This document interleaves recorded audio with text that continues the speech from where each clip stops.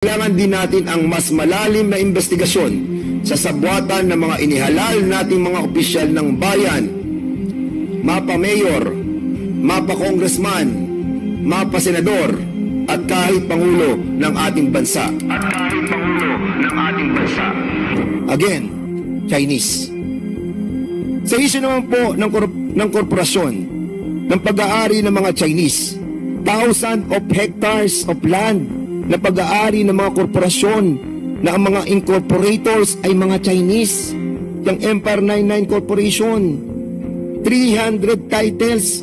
Ano po ba ang trabaho ng isang resource speaker ng presidente? Pagka ho ba may maling desisyon ang presidente, will you not volunteer your legal expertise to correct the president? That for the very first time, the term online gaming was mentioned in Executive Order number 13. When the President issued Executive Order number 13, don't you think he legislated? I am unable to make an opinion. When the President issued EO number 13, providing for the term online gaming for the very first time, don't you think, Attorney Roque, that the President legislated? Again, Your Honor, I am unable to answer because that is not within my expertise. Would you still deny that? Dumami ang droga, dumami ang patayan, nagkagulo, di nagkakaisa, at sa gitna ng kanilang kaguluhan, sila ay sinakop ng mga tao sa gobyerno na inabuso ang kapangyarihan na pinagkaloob sa kanila ng mamamayan at kahit Pangulo ng ating bansa, at ibenta ang ating kalayaan. Yung 14K Hong Kong Triad at si Sun Yee-oh, pinakamalaking powerful drug trafficking organization in the global illegal drug market. Sila ang pinakamalaking supplier na shabu sa Pilipinas, at sinabi nila na ang Pilipinas ang pinaka-the best sa market at transshipment at point ng shabu dito sa ating pong rehiyon. So ito na po yung aking opening remarks and presentation. Magandang umaga po sa ating lahat. Noong nakaraang Lunes po, sa pangunguna po ng ating Speaker Martin Romualdez, kasama po ang ilan sa ating mga members ng committee na ito, kasama rin po si Co-Chair Oni Ferrer. Kami po ay nagpunta sa Bamban Tarlac, sa Porac, at sa Mexico, Pampanga, kung saan nasa abat ng ating mga operatiba ang mga droga na iniimbestigahan sa Committee on Dangerous Drugs sa pangunguna ni Chairman Ace Barbers. Nakita din natin ang mga lugar kung saan ang mga criminal activities were being perpetrated by perpetrators. Kasama na dyan ang lugar kung saan ang mga POGO workers na di makakota sa kanilang ginagawang scam ay pinahihirapan, tinotorture. Binisita din po namin ang mga pasilidad na nasa pangangalaga na po ng PNP at ng PAOK-TF. But sad to say that a much comprehensive approach on this must be put in place. Tama si Speaker Martin Romualdez, kailangan ng inventaryo na mga gamit at pangangalaga ng tamang ahensya upang di masira ang mga kagamitan at pasilidad sa mga naturang lugar. Kailangan din natin ang mas malalim na investigasyon sa sabwatan ng mga inihalal nating mga opisyal ng bayan, mapa-mayor, mapa-congressman, mapa-senador, at kahit Pangulo ng ating bansa. We can see a pattern of bribery in the highest form to betray the Filipino people, attempting to kill the sovereignty of this nation at ibenta ang ating kalayaan. And I will explore this issue in a while. These public agencies and public servants abusing their authority must be held accountable under the Committee on Public Accounts headed by Chairman Caraps Paduano. Tama lang po ang approach ng Kongreso sa pangunguna ni Speaker Martin Romualdez. Malalim na investigasyon sa organized crime under my committee, illegal drugs under the Committee of Dangerous Drugs, mga violation sa karapatang pantao, Pilipino man o banyaga sa Committee on Human Rights, at public accountability ng mga tao sa gobyerno na inabuso ang kapangyarihan na pinagkaloob sa kanila ng mamamayan na nasa ilalim ng Committee on Public Accounts. Last Monday, it was moved by Senior Deputy Speaker Dong Gonzales that these 4 committees should start a joint meeting to expedite the interconnection of different issues and thereafter recommending prosecution for those perpetrators. Sa lahat ng 4 na issue ito, iisa lamang ang common denominator. Chinese. Patutunayan natin, unang issue, PIDEA files drug wraps versus importers of shabu in magnetic lifters. Noong August 29, 2018, 335 kilos of shabu worth billion of pesos ang mga nahuling mga taga-China, Chan Yi-Hua, Shang Quan. Noong April 16, 2024, sa pagpapatuloy ng operasyon ng PIDEA, nahulihan ang 1.8 tons of shabu worth $230 million. Sa Zambales, 500 kilograms of shabu nahuli 4 na Chinese nationals, si Gao Maoshu, si Hong Hanxie, si Eddie Tan, at si Su Yuha, na lahat taga Fujian, China. Yung 14K Hong Kong Triad at si Sun Yi-Oh, pinakamalaking powerful drug trafficking organization in the global illegal drug market. Sila ang pinakamalaking supplier na shabu sa Pilipinas at sinabi nila na ang Pilipinas ang pinaka-the best sa market at transshipment at point ng shabu dito sa ating pong rehiyon. Sa Cavite, 2 Chinese men ang napatay at 2 bilyong shabu ang nakuha ng PIDEA. Ito ang mga droga na apprehended were all brought here by Chinese. Ang nahuli ay mga Chinese. Ang gumawa ay Chinese. Ang tanong dito is bakit nila pinupuno ng droga ang bansang Pilipinas? The Chair would like to show and share to you briefly the opium wars of China with Great Britain. The first opium war was in 1841. Ang emperor nila during that time ay si Dang Guang. Dahil during that time, ang Western, particularly ang Great Britain, di sila makapag-trade sa China dahil ayaw ng emperor. Kaya ang ginawa ng British, they planted China with drugs, leading to widespread addiction na nagdulot ng pagkakagulo, pagpapatayan, social unrest, and ang economic impact sa Chinese government. At ito ang naghudyat ng unang digmaan ng 2 bansa. At dahil dito, this forced China na ibigay ang Hong Kong for 100 years sa Britanya. Ang ikalawang digmaan naman po ng opium war ng China with Britain ay noong 1856. Yung pagkakahuli ng isang ship ng Britain called Arrow by the Chinese authorities, ito ang ginamit ng British to start another opium war. Nagsama-sama na dito ang Great Britain, France, and other Western forces that lead to the defeat of China. At dahil dito, na-capture ang Beijing in 1860. Natapos ang digmaan na ito with the signing of the Treaty of Tianjin in 1858 and the Treaty of Beijing in 1860. Ang mga treaty na ito ay expanding yung control ng Western sa China ports, sa markets, at gawing legal ang opium o drug trade. Ganon din po ba ang ginagawa ng China sa atin with our own version of war on drugs? Di po ba ang daming mga droga na galing sa China? Kailan po ba ito nagsimula? Di po ba halos lahat ng nagpapasok ng droga sa ating bayan ay Chinese according sa ating mga reports ng PIDEA? Sino ang nagpapasok sa kanila?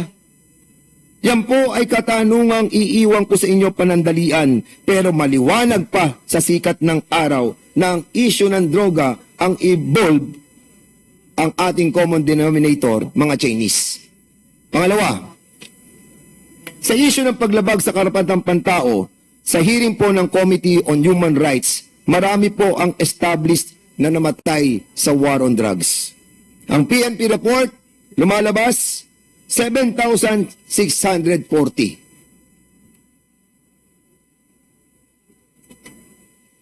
Sa Presidential Communication Office, inilabas nila na 20,000 ang report ng PCO na umabot noong taong 2017.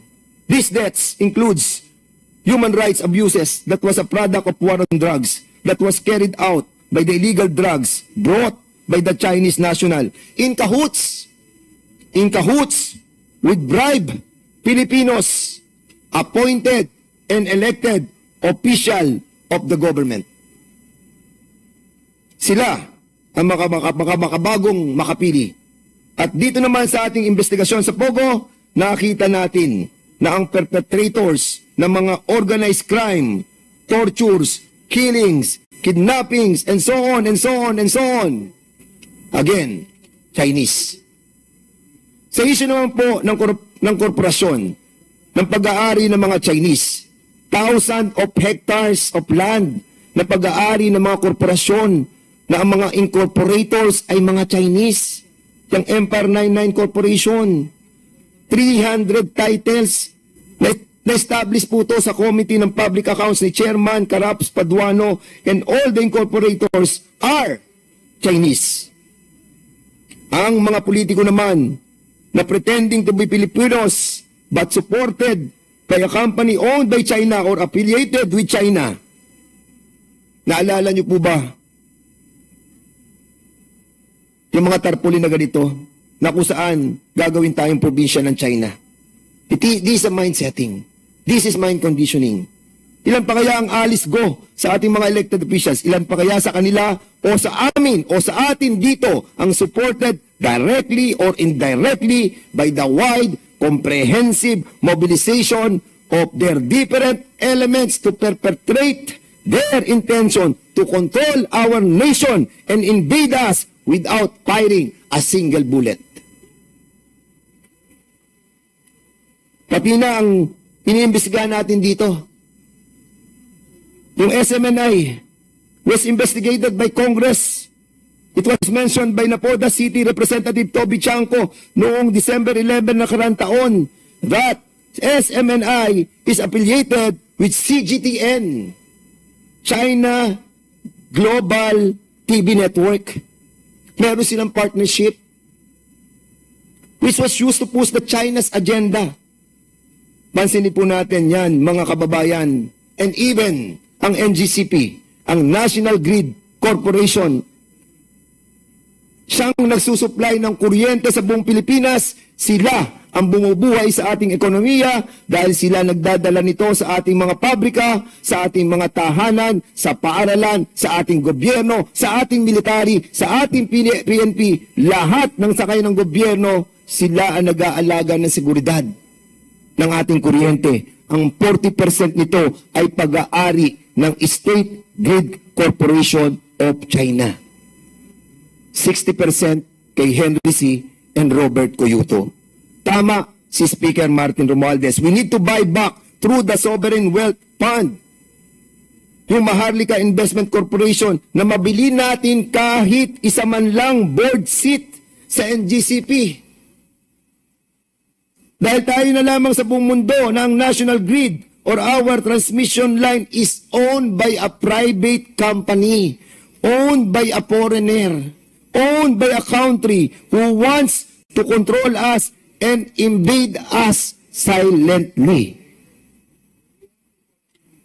Di ba yung 9-meter dash line na sinakop na nila ang buo nating karagatan ay gusto na nilang kunin? Gumising na po tayo, mga kababayan. As reported and discussed in the Committee on Transportation headed by Chairman Romy Acop, ang Coast Guard, 36 Coast Guards, Chinese, mga general, mga koronel, Ang first line of defense natin, defend natin yung ating pong coastline, yung ating karagatan. Sila nagdedepensa. Pero meron po tayong mga general ng mga Chinese, meron tayong mga koronel ng mga coast guards. They penetrated us. Our first line of defense was penetrated already. And even General Gaban told us and asked for an executive session during that time. Kaya lang sinasabi, nababayaran ang posisyon sa Coast Guard. Pera din ang umiiral, nagkabayaran dito, the power of bribery were all around us, that Filipinos, especially elected and appointed officials, accepted the bribe without really knowing that they were already selling our sovereignty and our territory. Even our Philippine Statistics Authority, the requirement for the late registration was relaxed. Thereby, the easy access for birth certificate for Chinese was done without haste. The service provider of PSA is Unisys with link with the Chinese corporation Lenovo. Madaling makakuha ng Philippine passport dahil madali na ang pagkuha ng birth certificate. Thousands of Chinese were issued Filipino passport. Even our students' visa, issued by different agencies, and special resident visa, and the retirement visa, and also yung AEP.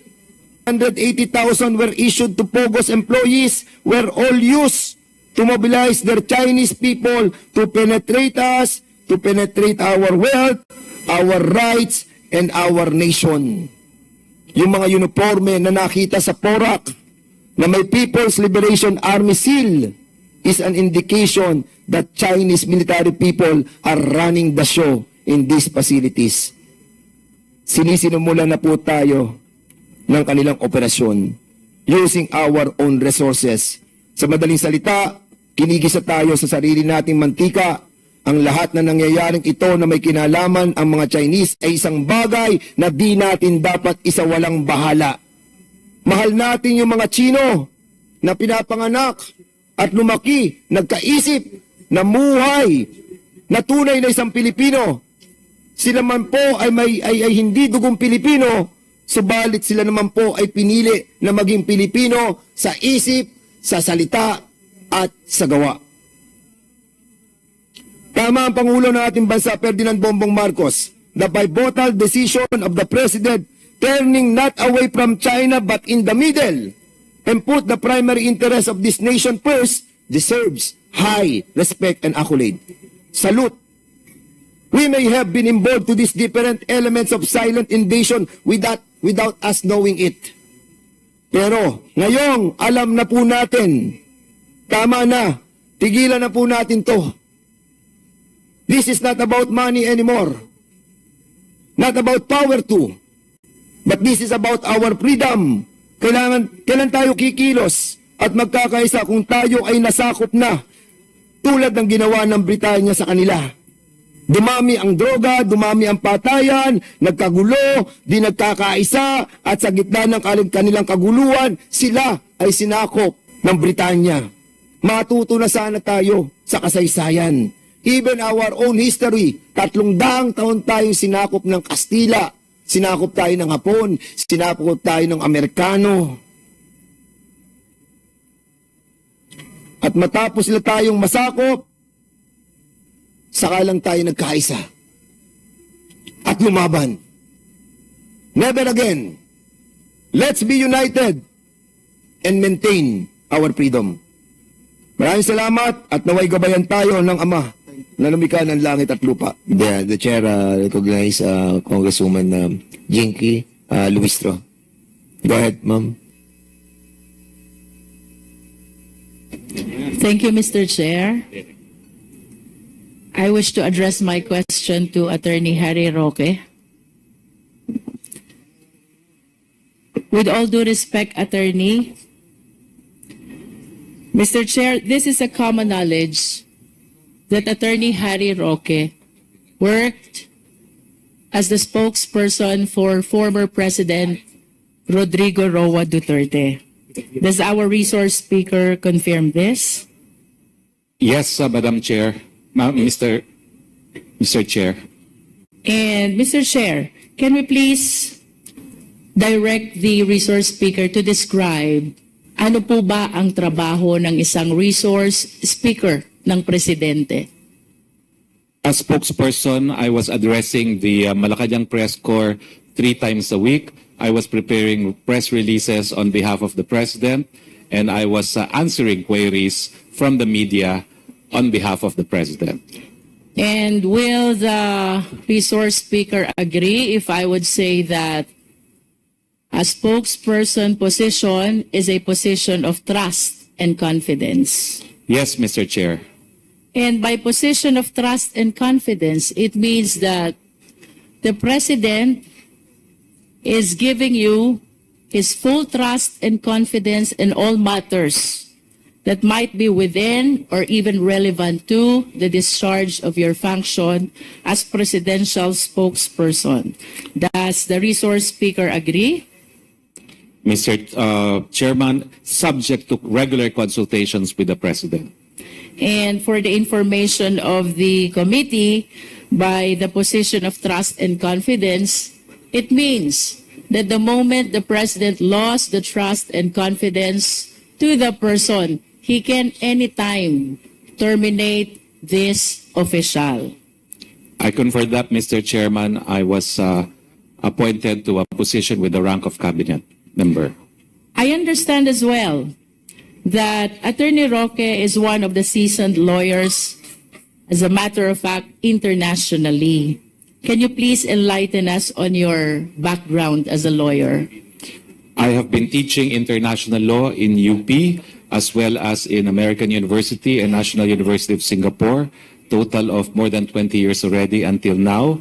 And I was past president of the Asian Society of International Law.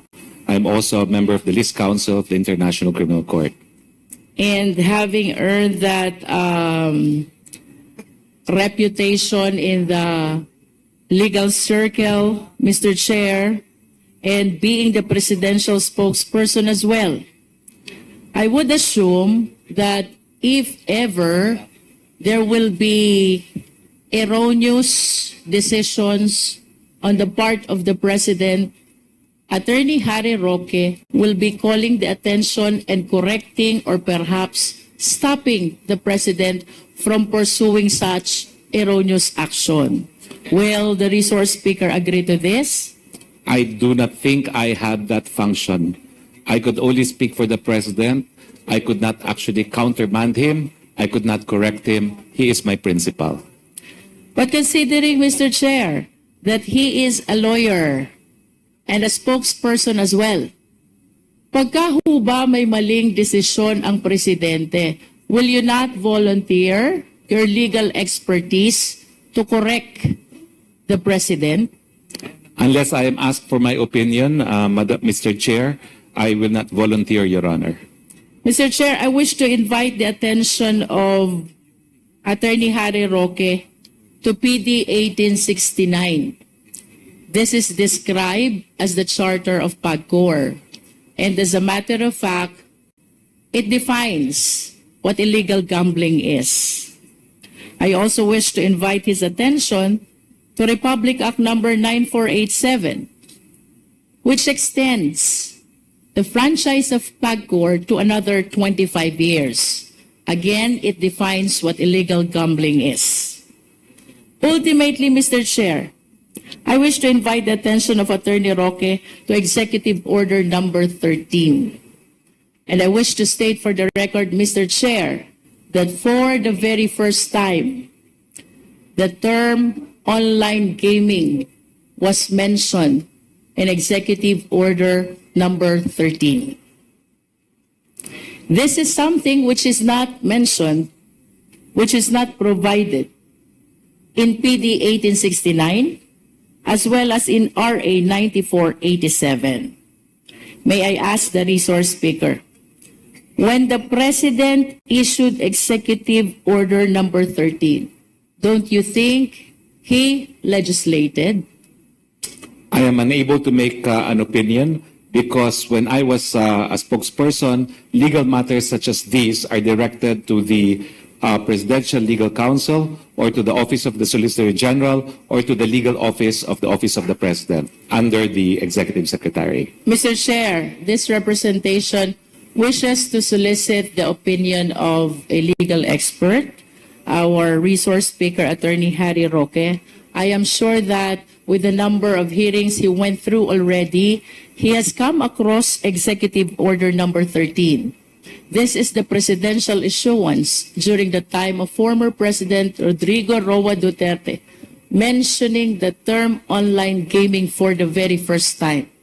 The term that was never mentioned in PD 1869 and even in RA 9487. I hope we can be enlightened by the legal expertise of our resource speaker.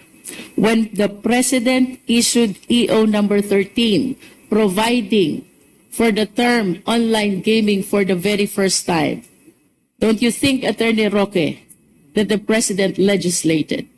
Again, Your Honor, I am unable to answer because that is not within my expertise. I have mentioned that my expertise is in the field of public international law, having taught and practiced that.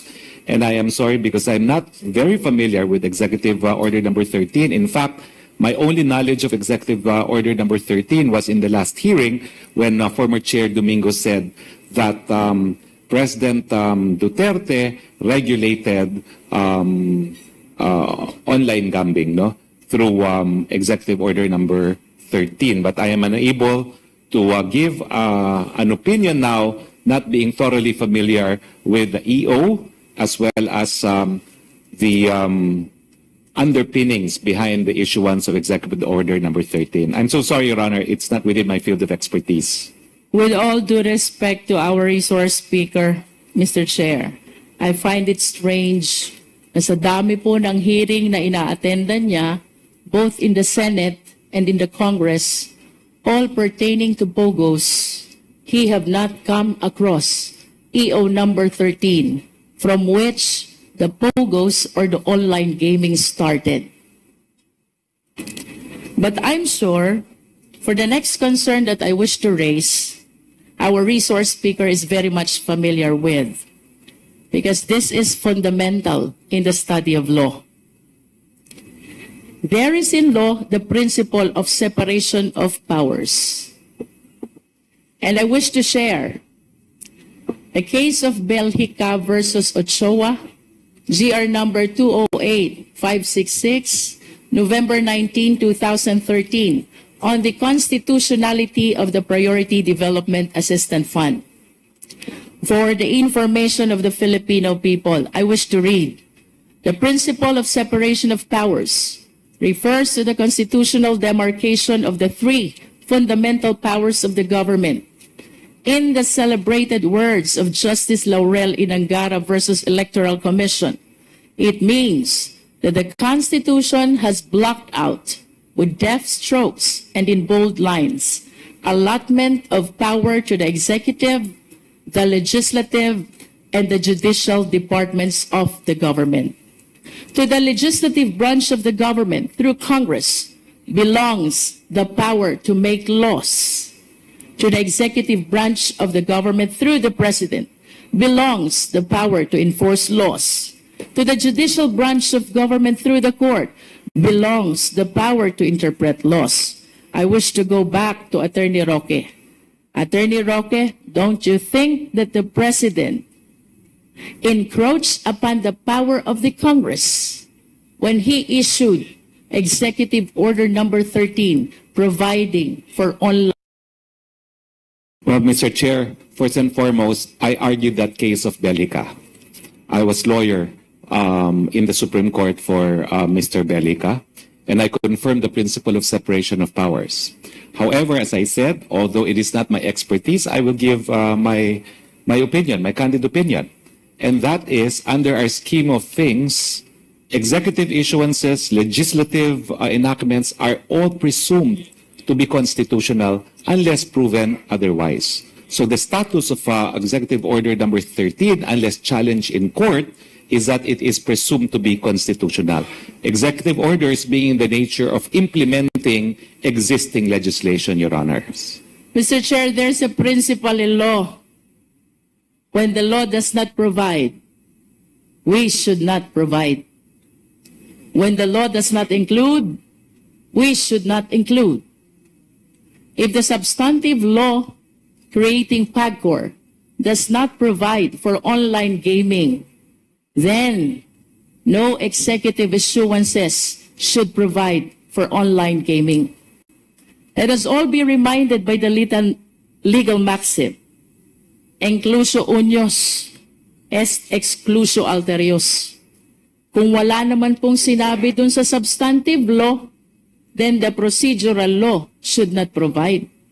Let us be reminded that the procedural law should always yield in favor of the substantive law. Mr. Chair, I wish to invite the attention of the committee to Executive Order Number 13, the presidential issuance which provides for the very first time for the term online gaming, the term that was never mentioned in the legislation that was passed by Congress. In the 8 whereas clause, it says, clarifying the extent of authority of gambling regulators, particularly with regards to online gaming. And then we have Section 3, clarification on online gambling, which technically defines what online gambling is. And then under Section 4, Mr. Chair, it emphasizes the oversight function of the Office of the President over all forms of gaming, and that includes online gaming. I humbly submit, Mr. Chair, that EO number 13 brings online gambling into life. And I do not understand, Mr. Chair, why this should circumvent the law that was passed by Congress, creating the PAGCOR and providing the authorities to regulate all the gaming and gambling activities. Once again, Mr. Chair, I wish to raise the reason why the principle of separation of powers is very important. The principle of separation of powers and its concepts of autonomy and independence stem from the notion that the powers of the government must be divided to avoid concentration of these powers in any one branch. The division, it is hoped, would avoid any single branch from lording its power over the other branches or the citizenry. To achieve this purpose, the divided power must be wielded by co-equal branches of government that are equally capable of independent action in exercising their respective mandates.